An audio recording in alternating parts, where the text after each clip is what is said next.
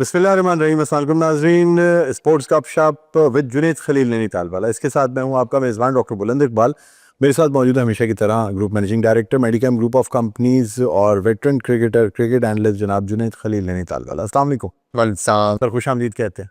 बहुत बहुत शुक्रिया सर, आपने आज के पॉडकास्ट के लिए वक्त निकाला। अच्छा नाज़रीन, आज के पॉडकास्ट में हम बात करना चाहेंगे पाकिस्तान श्रीलंका सीरीज़ के हवाले से। आपको बताते चलें कि एक तरफ तो पाकिस्तान ने साउथ अफ्रीका के ख़िलाफ़ सीरीज़ खेली और उसमें मैचेस जीते भी। वनडे जो लास्ट था वो जीत कर सीरीज़ भी जीत ली।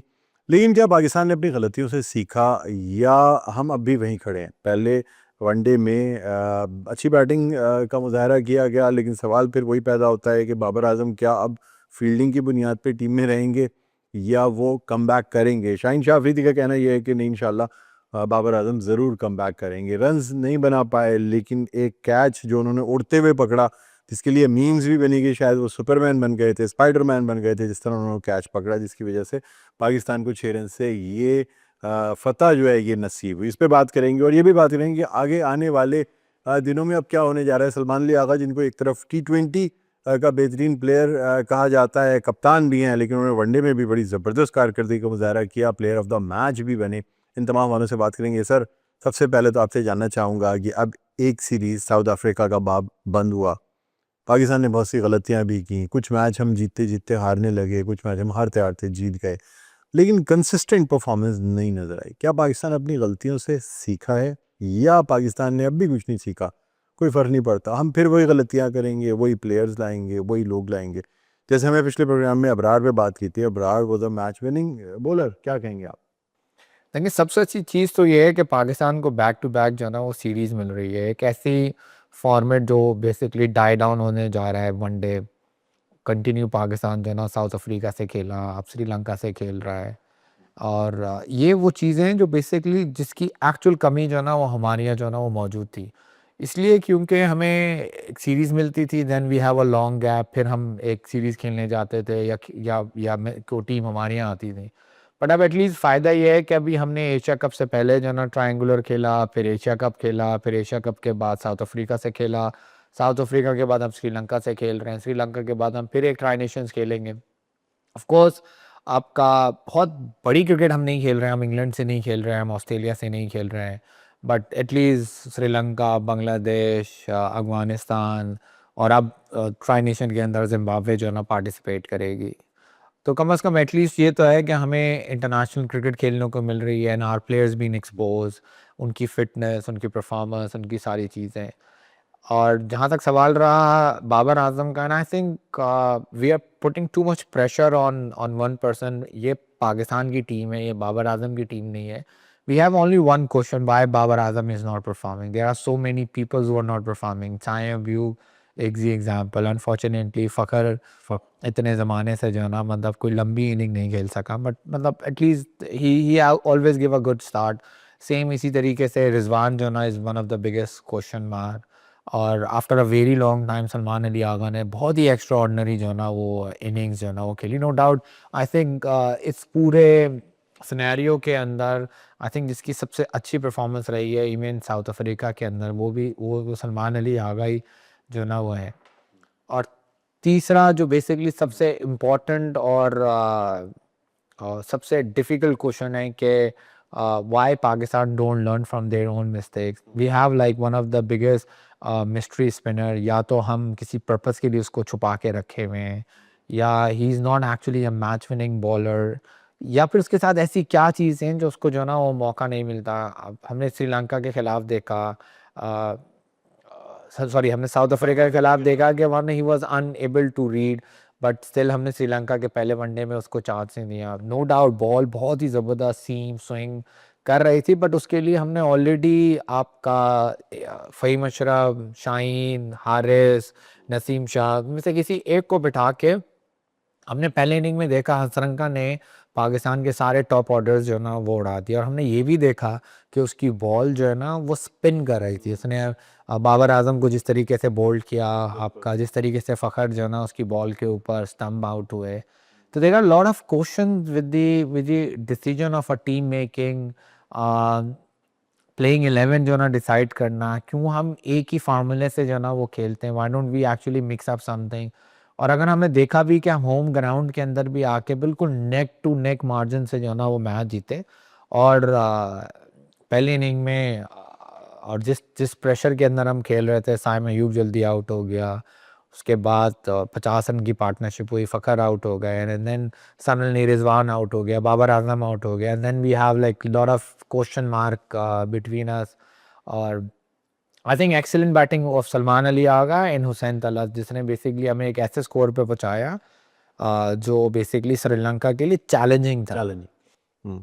अच्छा सर, अब ये भी आपसे जानना चाहूँगा कि हारिस रऊफ जो हैं, उन्होंने भी वापस कम बैक किया एक तरीके से। एक तो पहले उनकी परफॉर्मेंस ख़राब थी, फिर उनको मैचेस से ज़बरदस्ती ड्रॉप कर दिया गया था, पाबंदी लगा दी गई थी, but again he is performing. अब पाकिस्तानी प्लेयर्स 10 मैचेस परफॉर्म नहीं करते, एक मैच परफॉर्म करके 10 मैचेस में जगह बना जाते हैं, फिर वो 10वें मैच में फिर परफॉर्म कर जाते हैं, फिर टीम में रुक जाते हैं। क्या कहेंगे आप? देखिए, जिस तरीके की पिच बिहेव कर रही थी, आई थिंक, और जिस क्लास के पाकिस्तानी फास्ट बॉलर्स हैं जो बेसिकली पिछले 4 साल से जो ना वो आपकी टीम के अंदर मौजूद हैं, शाहीन हो गया, आपका नसीम शाह हो गया, मैंने इन एंड आउट इन्हीं की हो रही है, यही बाहर जाते हैं, यही वापस आते हैं। हारिस रऊफ हो गया, फ़हीम अशरफ हो गए। आई पर्सनली थिंक जिस तरह से पिच बिहेव कर रही थी, श्रीलंका को जो है ना 150-180 से ज़्यादा रन नहीं बनाने चाहिए थे, क्योंकि जितनी सीम और स्विंग बॉल कर रही थी, और हमने देखा भी कि श्रीलंकन प्लेयर किस तरीके से खेल रहे थे और किस तरीके से बच रहे थे। इनफैक्ट पाकिस्तान भी वही स्ट्रगल कर रहा था। तो आई पर्सनली थिंक कि we were below average bowling मुकाम पर, और वी वर वेरी लकी कि हम ये मैच जो है ना वो जीत गए, क्योंकि हम जिस जगह के ऊपर हमें बॉल गिरानी चाहिए वहाँ पर हम बॉल गिरा नहीं पा रहे थे। First of all, it was our home conditions, we have one of the better seam bowlers than Sri Lanka, and second third ये कि रात का वक्त शुरू हो गया था और बॉल और ज़्यादा जो ना वो स्विंग कर रही थी। अगर अगर आप हाइलाइट्स में जाके, या जब तक आप अगर लाइव देख रहे थे, तो अगर आपने नसीम शाह का बॉल देखा, और तो उससे आपको अंदाज़ा हो गया होगा कि बॉल कितनी जो ना स्विंग कर रही है, बट फिर भी हमारे बॉलर इस एक्चुअल विकेट का जो ना वो फ़ायदा नहीं उठा सके। तो I think we should have a proper guidance, उनको ये बताएंगे बॉल कि ऐसे पोजीशन के ऊपर बॉल कैसे जो ना पिच करनी चाहिए। इनफैक्ट हमने ये भी देखा कि कितनी बड़ी-बड़ी वाइटें और कहाँ से बॉलें स्विंग होके जो ना वो वाइड गई हैं।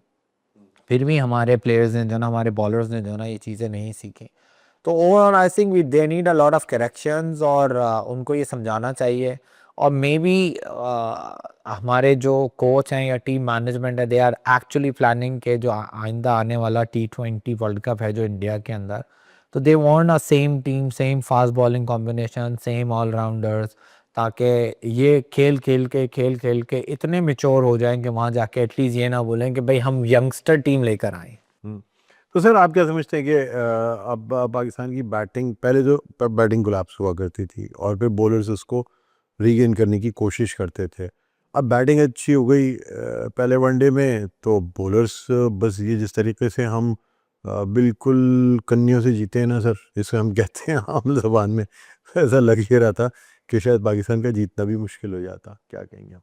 ठीक कह रहे हैं आप बिल्कुल, और ऐसा होना नहीं चाहिए था, क्योंकि अगेन देखें, हमारे पास मिक्सिंग नहीं थी, हमारे पास मतलब वैरायटी नहीं थी। हम हमेशा रिलाई कर जाते हैं साइम अयूब के ऊपर के, और हमने देखा कि जिस तरीके से उसने एक ओवर कराया और वो कितना एक्सपेंसिव हुआ, तो then we are unable to bring him back. तो वहाँ पर जो ना वो बिल्कुल हमारी वैरायटी काम आती, अबरार काम आते, और उनको यूज़ किया जा सकता था। और यही मसला है हमारे साथ कि हम मतलब एडजस्टमेंट सही नहीं कर पा रहे, हम वैरायटीज़ पैदा नहीं कर पा रहे प्लेइंग 11 के अंदर। अगर कैप्टन का एक प्लान फेल होता है, जैसे लेट्स से कि वी आर अटैकिंग और फ्रॉम अ फास्ट बॉलर, और वो प्लान उसका फेल होता है, तो हमारे पास उसका सेकंड प्लान मौजूद नहीं है।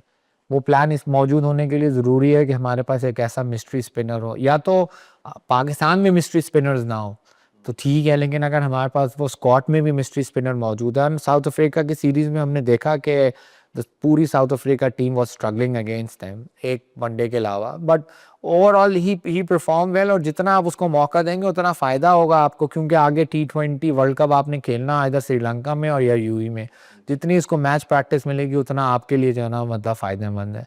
तो I personally think we should create a variety in a playing 11, और जब तक हम ये नहीं करेंगे हम इसी तरीके से जो है ना वो स्ट्रगल्स करते रहेंगे।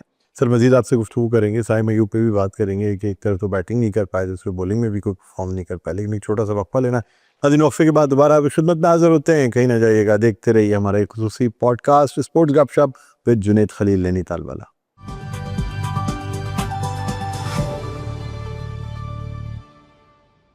जी नाज़रीन वेलकम बैक, एक दफ़ा फिर आपको खुशामदीद कहते हैं स्पोर्ट्स गपशप विद जुनैद खलील नैनीताल वाला। मैं हूं आपका मेज़बान डॉक्टर बुलंद इकबाल, मेरे साथ मौजूद है जुनैद खलील नैनीताल वाला साहब।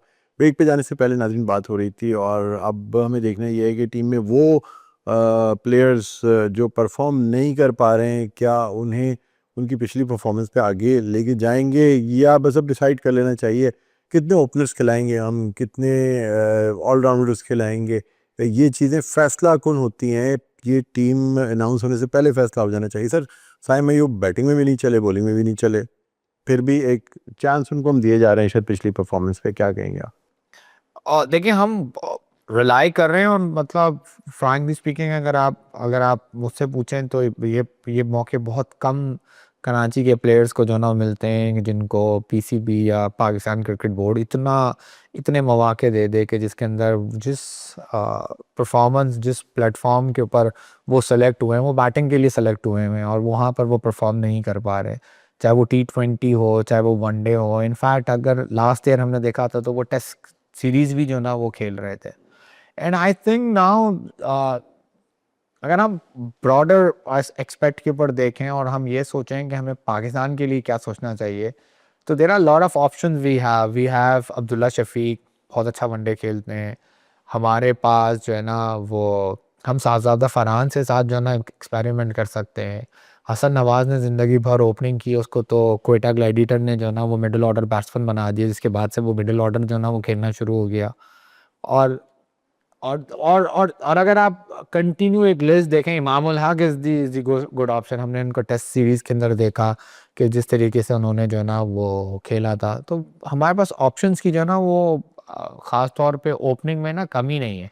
But I don't know why we are too much rely on Saim Ayub. अगर वनडे के अंदर चलें, T20 के अंदर तो हम ये भी सोच सकते हैं कि यार 3-4 ओवर कराना होता है, ये होना होता है, फलाना होता है। बट वनडे जो ना it's like a long game, उसके अंदर आपको 10 ओवर का सोचना होता है, और मिनिमम ऑलराउंडर से भी आपने 5-6 ओवर के बारे में सोचना पड़ता है।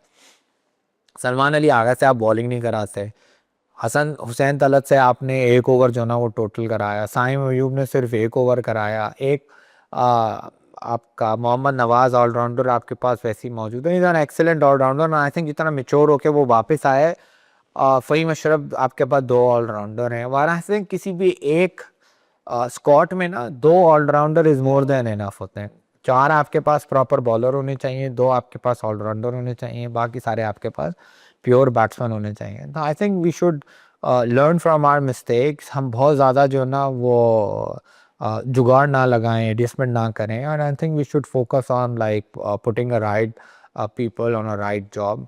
अगर लेट्स से कि अगर वादा किया हुआ है तो शायद maybe this is his last series के इसके अंदर उसका परफॉर्म करना ज़रूरी है। सर हमारे यहाँ अनसर्टेनिटी इतनी है, गैर यकीनी सूरत हाल इतनी होती है कि हसन नवाज के घर में खुशखबरी हुई, उनके यहाँ बेटे की विलादत हुई, उनको घर भेजा गया कि जाके वो घर पे ज़रा, वो इतना घबरा गए कि पता नहीं शायद टीम से ही आउट करती। क्लैरिफिकेशन देनी पड़ गई कि भाई ये सिर्फ आपको जो है वो बेटी की विलादत पे घर भेजा गया, आप वापस टीम में आएंगे।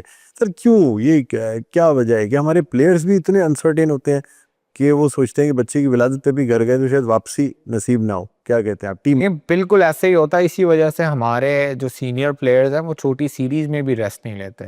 मतलब अगर लेट्स से आगे ट्राई नेशन सीरीज हो रही है जिसके अंदर जिम्बाब्वे पार्टिसिपेट कर रहा है, comparatively to Pakistan Zimbabwe is a weaker team, मतलब बट हमें उनको वीक नहीं समझना चाहिए।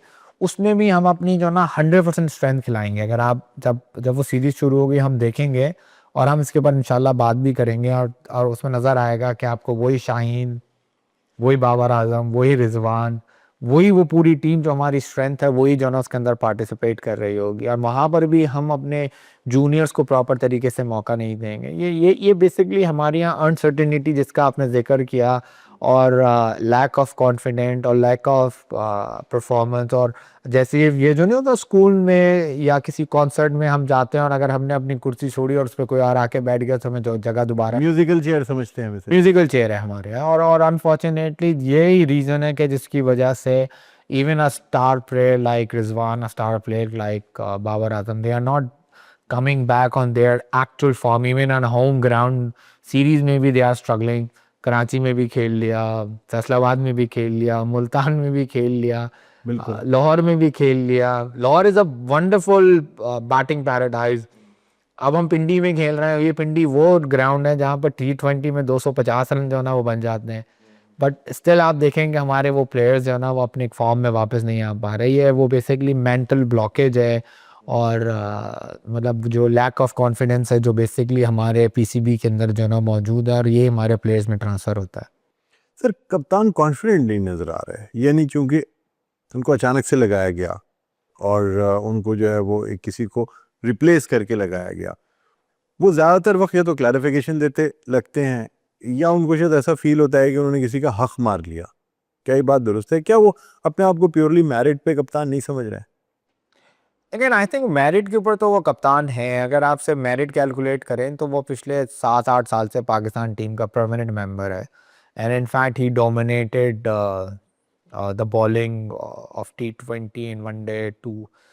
हाँ, अब ये प्रॉब्लम ज़रूर है कि अचानक से किसी की रिप्लेसमेंट करके अचानक से किसी को कप्तान बनाया गया, बट यही चीज़ तो उसके साथ पहले भी हुई थी। पहले हटाया भी गया था पहले उनको इसी हटाया तरह। भी ऐसे ही गया ना, दूसरे को कप्तान बनाया गया था। तो पाकिस्तान के अंदर every players knows, in fact like even आगे T20 वर्ल्ड कप आने वाला है, सलमान अली आगा आपकी परफॉर्मेंस उसकी अच्छी जा रही है एज अ कैप्टन।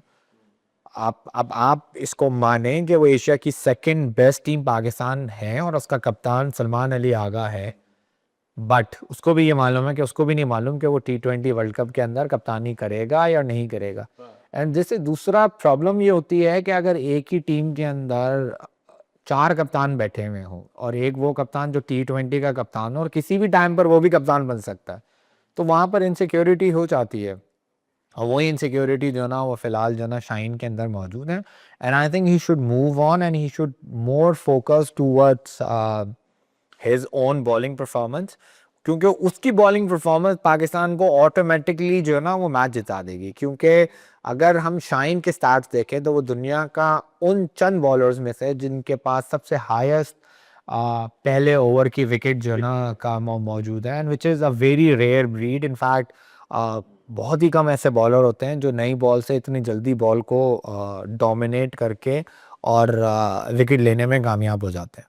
सर आपको फील नहीं हो रहा कि शाहीन की कप्तानी की वजह से उनकी जो वो अर्ली ओवर्स या पहले ओवर में जो जो विकेट का तनासुब था या हर सूरत में ही हम समझते थे कोई ना कोई विकेट आ जाती थी, अब ये चीज़ नहीं नज़र आ रही? शायद वो कप्तानी की वजह से अपनी बॉलिंग पे उतनी तवज्जो नहीं दे पा रहा। देखिए लास्ट मैच में तो अगर सलमान अली आगा वो कैच नहीं छोड़ता तो बहुत अर्ली तो शाइन ने विकेट निकाली दी थी, और वो कोई कैच भी ऐसा नहीं था कि जिसको आप मुश्किल कैच सोचें, बट लेकिन it's a part of a game.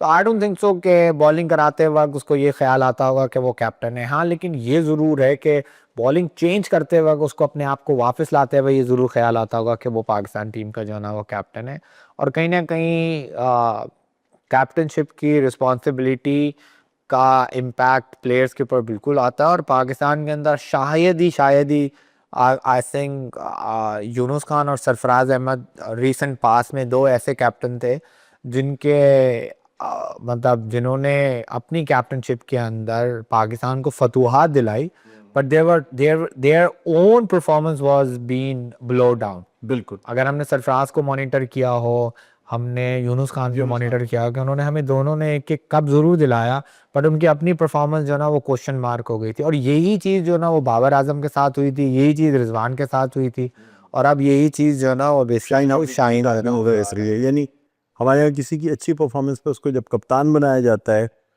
तो इतना बेलॉस होकर खेलना शुरू करता है कि उसकी अपनी परफॉर्मेंस डाउन हो जाती है लेकिन टीम की परफॉर्मेंस शायद बढ़ जाती है।